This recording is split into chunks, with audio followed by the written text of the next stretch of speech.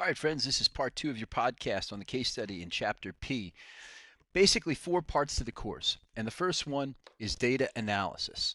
And if you turn to page 26 in your text, they want you to ask you those basic questions we're going to be asking in every problem we do this year: who, what, why, when, where, how, and by whom.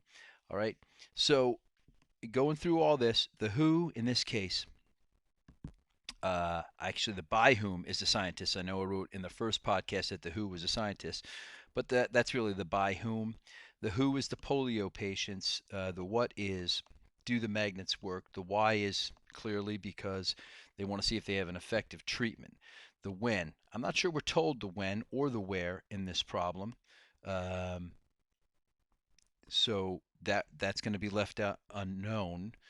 Um, and the how, that's the treatment. Okay, construct separate dot plots for the pain ratings. Okay, so after going through this chapter, everyone should be able to make a dot plot. And all you're going to do with the dot plot, let's just do the active here. Now I'm making this real rough, and you could do it a lot nicer, but the pain ratings all have to be between 1 and 10. All right, so all I'm doing when I make a box plot is put a dot for each number. So when I look, the first one is a 0. There's a dot over here. The second one is 4. Now, to save time and make this podcast quicker, I'm just going to pause and I'm going to finish this. So there it is. So here's what I'm looking at. I've got a visual picture now of my results. Now let's keep in mind that all of the patients started with pain of either 8, 9, or 10. And I still got 5 that are in that range. All right, but of the 29, which means there's 24 left, I got 24 that are down here. So I'm looking for, what did the treatment do? Well, it brought people from this 8, 9, 10 range down to mainly between 2 and 5. So in data analysis, we're looking at what was the average pain rating after the treatment. Now, I'm going to leave, and you should all pause this and on paper do a dot plot like this for the inactive magnets, and then compare your dot plot to the one that I just did with the active, and you should see a difference. Okay, so on the test that you're going to take, you're going to have to make a dot plot. So this is pretty kindergarten stuff. Everyone should be able to do this, but practice. Don't just assume you know how to do it. Actually sit down and do it. In addition to that, you should be able to take the mean. Now, the mean is just the average.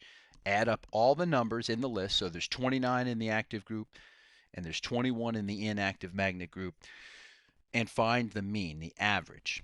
And you're going to see a difference, okay? And is this difference significant? We're going to get to that in probability, all right?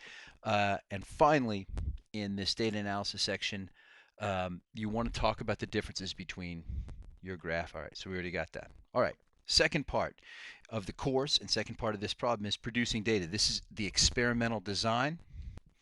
And in experimental design, we are going to talk about observational studies, surveys, experiments, and everything to do with those. This you should get, if you've done the reading, is an experiment. And it's experiment. How's an experiment different from a survey or an observational study? Well, there's a treatment, okay? And the treatment is the magnets, all right? And there is a control, all right? And the control is the group that got the inactive magnets. All right? And the idea is that I can compare the effect of the treatment to the effect of the inactive magnets, or the group that did not get the treatment. All right? And they want you to go through, explain why it's an experiment, and let chance decide. So that has to do with randomization. If you look at part C, I'm on page 27 in the text. All right. It was not chosen. It was randomly selected whether the group got, whether each individual in the sample got either an active or an inactive magnet. And then part D says, would it matter? Well, I already explained that in the first part of the podcast, that we want it to be double blind and why. So you should get that. All right. So part 3 coming up.